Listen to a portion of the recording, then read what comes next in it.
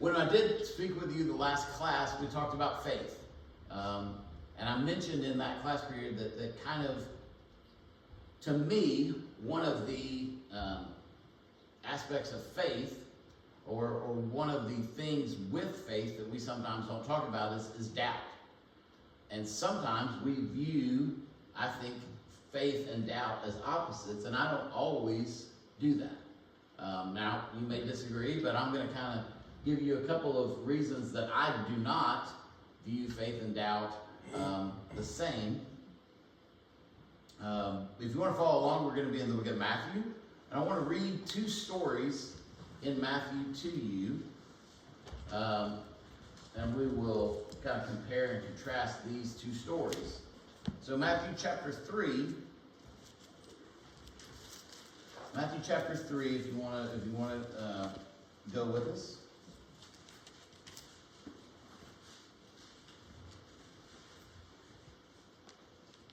We're going to be 1 through 17. I don't know that we'll read all of it, but we may skip around a little bit. Matthew chapter 3. John is speaking. In those days, John the Baptist came preaching in the wilderness of Judea and saying, "Repent, for the kingdom of heaven is at hand. For this is he who was spoken by the prophet Isaiah, the voice of one crying in the wilderness, prepare the way of the Lord, make his path straight." And John himself was clothed in camel's hair, with a leather belt around his waist, and his food was locust and wild honey. Then Jerusalem, all Judea, and all the region around came and went out to him. And they were baptized by him in the Jordan, confessing their sins. Matthew chapter 3, verse 7. But when he saw many of the Pharisees and Sadducees coming to his baptism, he said to them, "Brood of vipers, who has warned you to flee from the coming wrath? Therefore bear fruits worthy of repentance." Now, let's skip over to verse 13 of Matthew chapter 3. Verse 13 says this: "Then Jesus came from Galilee to John at the Jordan to be baptized by him. And John tried to prevent him, saying, 'I have need to be baptized by you, and you are coming to me.' But Jesus answered and said to him, 'Permit it to be so now, for thus it is fitting for us to fulfill all righteousness.' Then he allowed it. Then Jesus, when he had been baptized, came up immediately from the water, and behold, the heavens were opened to him, and he saw the Spirit of God descending like a dove, alighting upon him. And suddenly a voice came from heaven, saying, 'This is my beloved Son, in whom I am well pleased.'" So you have the story, a familiar one, the story of John's baptism and John baptizing Jesus. And when Jesus comes, John doesn't feel that he's worthy. He knows who it is that he is approached by. And he doesn't want to baptize Jesus because he doesn't feel that he's worthy of doing it. He doesn't feel that he is up to the task, so to speak. Now, I love the story of Jesus' baptism for so many things. I love the fact that it's the only time in Scripture that we have the Trinity showing up all at the same time. God, Jesus, and the Holy Spirit. Jesus is being baptized. The voice of God is coming down from heaven, and then the dove is descending. But I love that John's humility and John's faith. This is what John was preparing for. He was ready for Jesus, and he was ready to baptize people in preparation of Jesus coming and to tell people about the coming of Jesus. He was excited about it. Now, skip over, if you will, to Matthew chapter 11.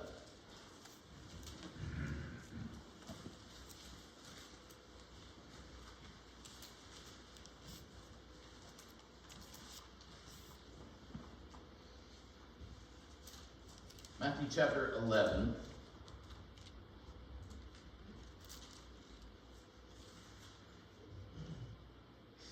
Beginning in verse 1. "Now it came to pass, when Jesus finished commanding his 12 disciples, that he departed from there to teach and preach in their cities.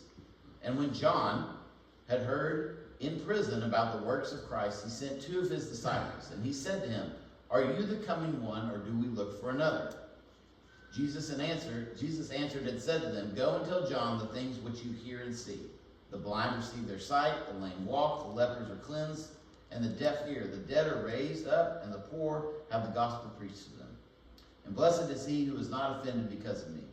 As they departed, Jesus began to say to the multitudes concerning John, what did you go out in the wilderness to see? A reed shaken by the wind? But what did you go out to see? A man clothed in soft garments? Indeed, those who wear soft clothing are in the king's houses. But what did you go out to see? A prophet? Yes, I say to you, and more than a prophet. For this is he of whom it is written, behold, I send my messenger before your face, who will prepare your way before you. Assuredly, I say to you, among those born of women, there has not risen one greater than John the Baptist, but he who is least in the kingdom of heaven is greater than he. And from the days of John the Baptist until now, the kingdom of heaven suffers violence, and the violent take it by force. For all the prophets in the law prophesied until John. And if you are willing to receive it, he is Elijah who is to come. He who has ears to hear, let him hear. So what happens? In your opinion, what changes from Matthew chapter 3 to Matthew chapter 11? Anyone care to chime in? Again, like I said, I'm used to teaching kids and teenagers. So if you want to offer some insight, anyone? Doubt. Certainly. Doubt. Why do you think doubt crept in at this point? What changed for John? Anybody? He was in prison. He was in prison. I think at that point, you're sort of forced to reflect a little bit deeper. You've got a lot of time to think about stuff, and you've got a lot of time to kind of reflect, look at things. Probably John is thinking to himself, if I'm here, I want to be sure that I'm here for the right reasons. I want to be sure that I am here when, I need to be. I don't want to be in prison if this isn't the Christ. If this isn't the guy, if I'm doing this in vain, I'd rather be out. So doubt's kind of creeping in. Is this the guy? He sends his disciples. John had disciples of his own. We know in other passages that Andrew, one of Jesus' apostles, is initially and first a disciple of John. He's a follower of John the Baptist. And in fact, when Jesus comes by, John points him out, and Andrew follows him. I love the fact that Andrew, this apostle, we know very little about him. He's the brother of Peter. And if you've ever been a younger sibling, you know kind of that you oftentimes are overlooked. I grew up at the same high school as my older brother and my older sister, and I was always known as this little crow, because it was just, I had to kind of make a name for myself. So Andrew, we don't know much about him. However, what we do know is that he goes and gets Peter. And so that's a neat thing. While we don't see a lot from Andrew, what we do see is that Andrew knows to get people and bring them to Jesus. Interestingly enough, and they're kind of going on a tangent here, Andrew is one of the named apostles with the feeding of the 5,000. He's the one that brings the boy. It says here's this boy. He's got, these 2 fish, 5 loaves. He had no idea what to do with that, but he was like, if I just bring him to Jesus. And the same thing with Peter. He was like, hey, I think we found the Messiah. You need to come see him. But again, John sends some of his disciples and he goes, make sure this is the guy. I'm here in this prison cell and I'm not comfortable. This is not good. So doubt kind of creeps in. Your situations can influence your faith and your belief. You can be influenced by what's happening around you. And those situations kind of affect the things that you think about. So there is a story. I don't know if it's a true story or not. I always hesitate as when I preach to kind of give a story and be like, this is true. And sometimes preachers just hear stories and then just repeat them as if they were absolute truth. And it's like, I don't know if this actually happened or not. But this is supposedly a true story. In the 1920s, there was a tightrope walker who was walking across Niagara Falls. Some of this to me kind of lends credence before the internet, before television. I think people did a lot more crazy stuff just because they were like, what are we going to do? This will be, we're bored, so let's go see this. And there's a story of this tightrope who walks across Niagara Falls and walks back. And, ask the audience, were you impressed? And, crowd is just, roaring up, yeah, this is great. Everybody's cheering. And they're like, do you think I can do it again? The crowd, of course, just kind of roars their approval and says, do you think I can cross with someone sitting on my shoulders? And everybody says, yeah, cheers. And then they ask for a volunteer. And consequently, the cheering ceases. I think this is kind of what happened to John. Things were happening, things were fine, things were good. However, doubt creeps in. When it becomes practical, it goes, I really want to make sure this is right. And to me, that's why I don't personally consider it different than faith. I personally think that you can doubt and it will lead you to faith. Sometimes we think of doubt as a sin, okay? Sometimes we say, I've heard people think, well, is a doubt sin? I personally don't think that doubt is sin. I think it can lead to sin very easily, but I don't think that doubt is a sin. So I think that you can't have faith, you can't believe in something not seen if there's not a little bit of doubt. You have to have doubt in order to have faith. I think another way that I've heard it talked about is fear sin. And this is something I've heard people debate. So you may have an opinion. You may think, I know people who think, I heard someone say one time, they were like, hey, I believe that fear is a sin. God commands us, do not fear. It's what that commandment, do not fear, do not be afraid, occurs 365 times in the Bible. And so what they read it as is that, okay, God's saying do not fear, so if I'm afraid, then I'm breaking this commandment. And that's possible. I personally view it as more of the idea that God is a reassuring God. Don't be afraid. It's comforting. Is it a commandment? Yes, but it's a comfort. Don't be afraid. I'm here. I've got this. I'm going to help you through this. It's certainly possible that fear and doubt can lead to sin, but I think doubt is different than unbelief. Faith to me is the conclusion of a journey, and doubt is a part of that journey. So there's a movie that came out in the 90s. It was about a kid in high school, and he was a heavy-set child. So he wanted to go to this school dance, and his grandfather had given him these words of wisdom, and so told him to go and enjoy life. And then he's like, people are gonna make fun of me. He couldn't find a suit that fit him. It was prom or whatever in the movie, and so the only suit that they could find that would fit him was this purple tuxedo. And so he was self-conscious. Like, I don't want to go. I don't want to wear this. People are going to make fun of me. And the grandfather, wrote him a note and gave him the suit. The grandfather passed away and said, "Don't wear it if you're Superman." And so earlier in the movie, they had a talk whether Superman was brave or not. And so this is another thing I think of with doubt and with fear. Is Superman brave?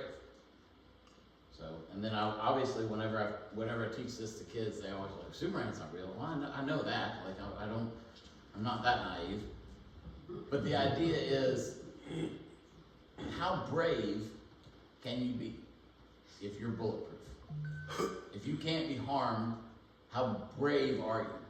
Bravery is the fact that you're risking death or you're risking injury. You know, if I'm honest, if I was bulletproof, I probably would fight a lot more crime than I do right now. I probably would do a lot more good going around if I could fly places, if I'm bulletproof, if I'm super strong. But I have my limits, and so I'm afraid of things. And so I think that bravery is the overcoming of fear. And I think faith is the overcoming of doubt.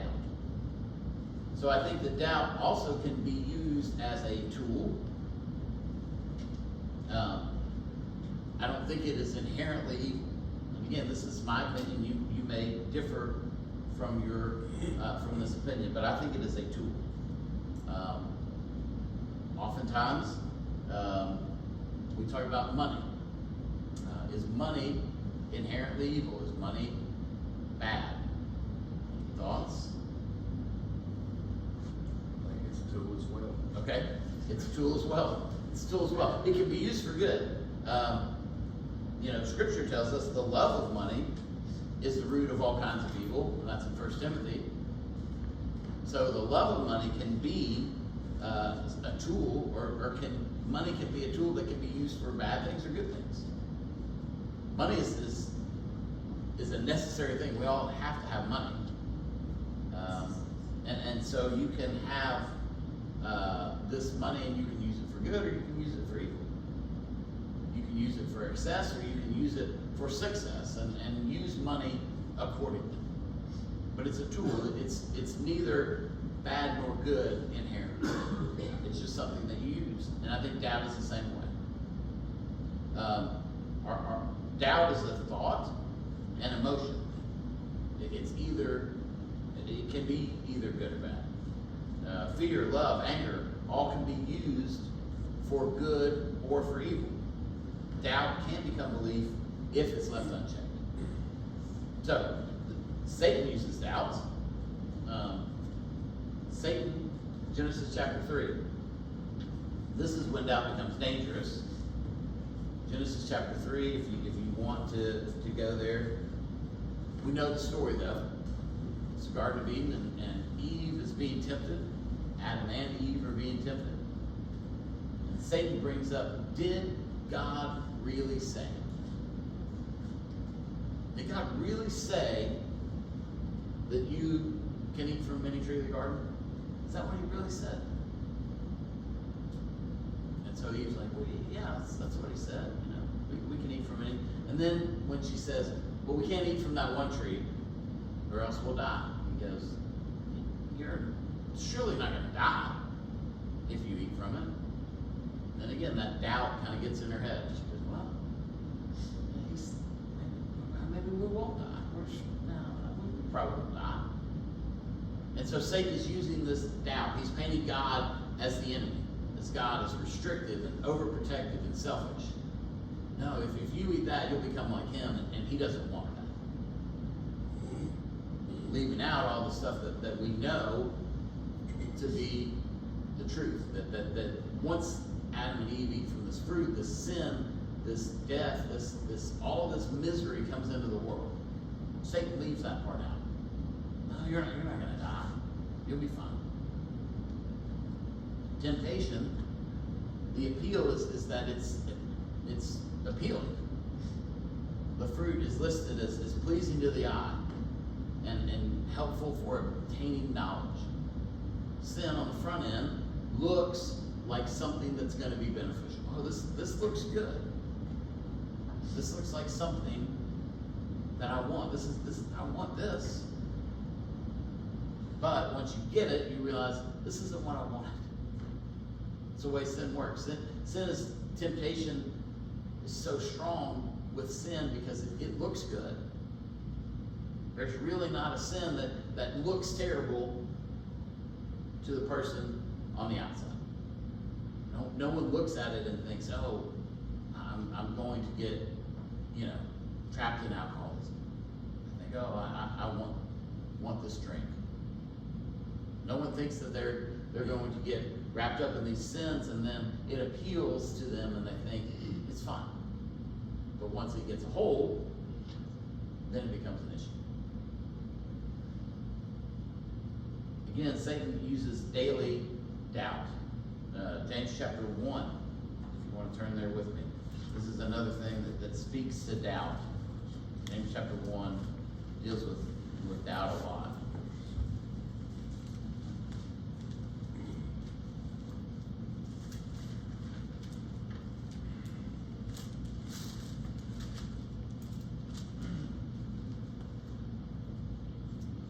James chapter 1, beginning in verse 5 and going on verse 6. If any of you lacks wisdom, let him ask God, who gives to all liberally and without reproach, and it will be given to him.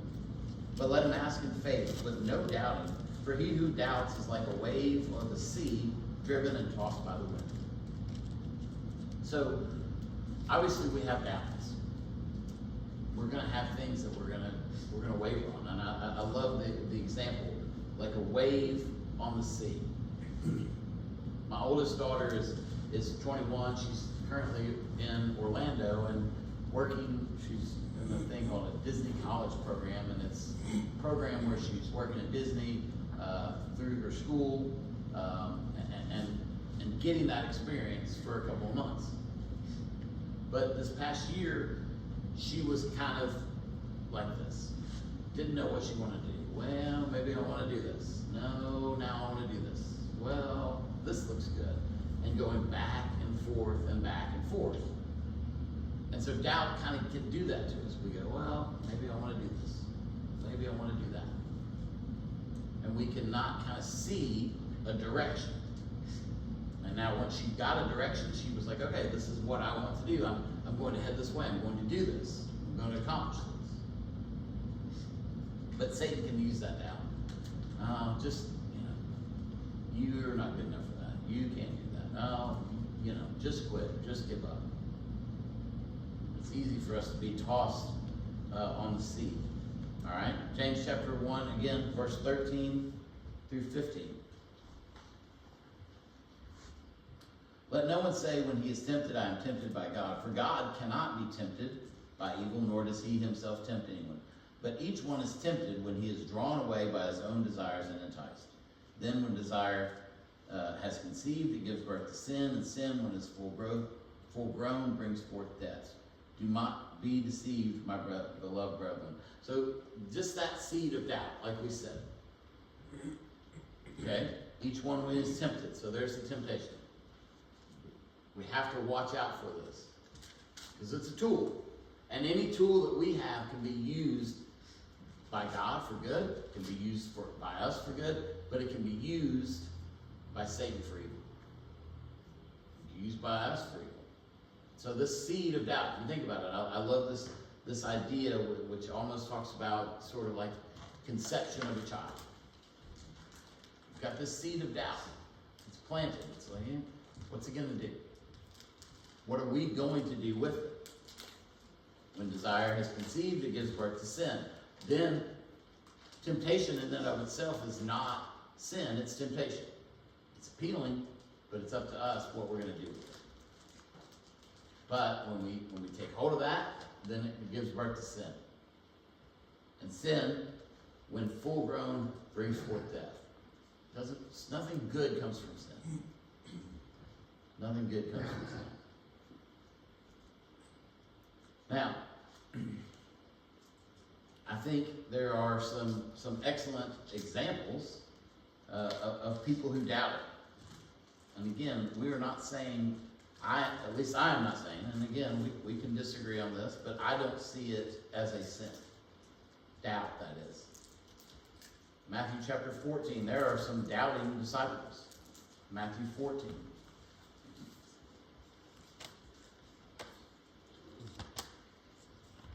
Matthew 14, 22. Got the wrong place. Matthew 14, 22. Immediately, Jesus made his disciples go in the boat and go before him to the other side, while he sent the multitudes away. And when he had sent the multitudes away, he went up on a mountain by himself to pray. When evening had come, he was alone there. But the boat was now in the middle of the sea, tossed by the waves, for the wind was contrary. fourth watch of the night, Jesus went to them, walking on the sea. When the disciples saw him walking on the sea, they were troubled, saying, "It is a ghost." And they cried out for fear. But immediately Jesus spoke to him.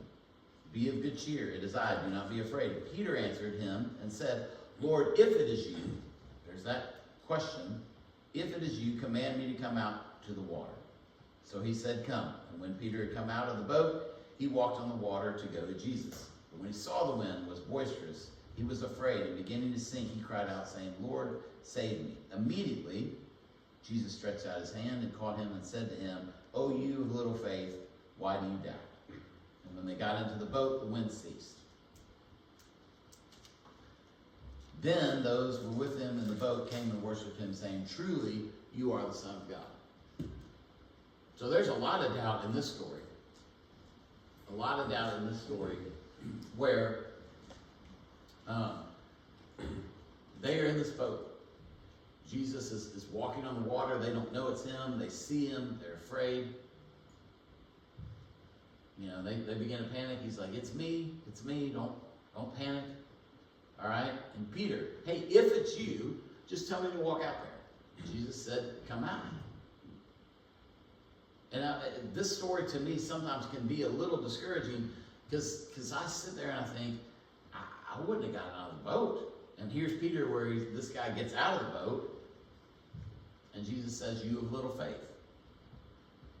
Peter gets out and he walks on the water, which had to be such a weird, unnerving situation. Something kind of that he was doing. I don't know if he was kind of looking at his feet or looking around. But again, the winds pick up and things begin to kind of get shaky, and he begins to sink. His faith wavers. And when that doubt creeps in, he sinks. But I love Jesus' response. "Oh, you of little faith, why did you doubt?" Why did you doubt? And again, to me, this is the, at times, discouraging, but really encouraging part. The fact that Jesus says, "Oh, you of little faith." Again, you've got 11 other guys that didn't even move. They just sat there. And just like, "It's a ghost." And Peter was like, "Maybe, but maybe it's Jesus. I'm going to go out and see." You've got 11 other guys. Nobody else was like, "Hey, I'm going too." They all just sat there. I'm the guy that probably would have been sitting on the shore being like, "I'm not going out there." And so he says, "Oh, you of little faith." And I think, oh man, if Peter walks on water and then sinks, then where's my faith? How little is my faith? I do think, and I've heard someone mention this before, I do think you can say, "Oh, you of little faith" to Peter and mean, hey, you had faith, but it was just not enough. Or you had faith for a little amount of time, and then you didn't keep it.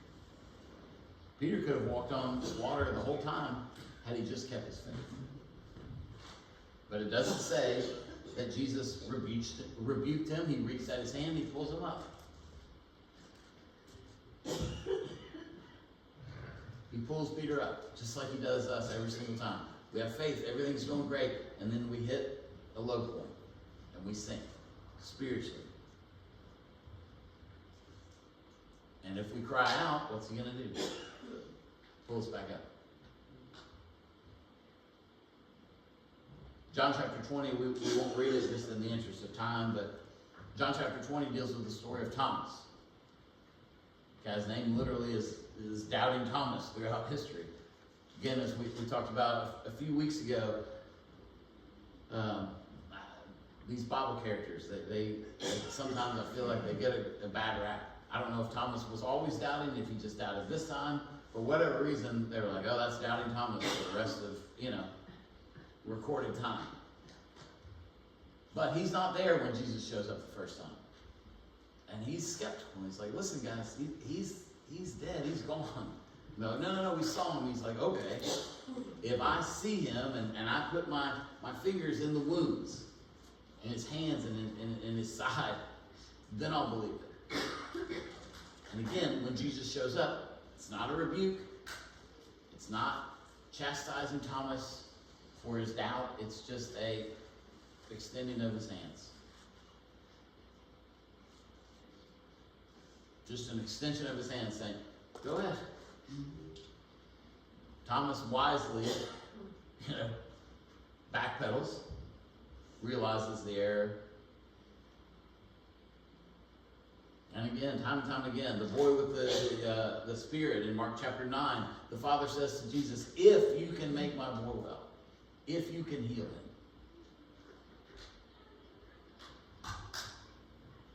I hear some voices behind us, so I'll get ready to wrap up. I guess we're pretty close. Is that correct, or do I need to?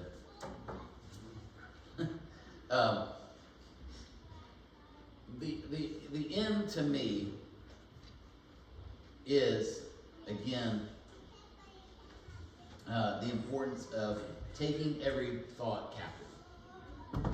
What are we going to do with that? Are we going to let Satan get a foothold? Are we going to let Satan use it? Or are we going to use it to increase our faith? So hopefully this week, if you have some doubts, you will consider them, take them captive, and use them for the glory of God and not let Satan get a foothold.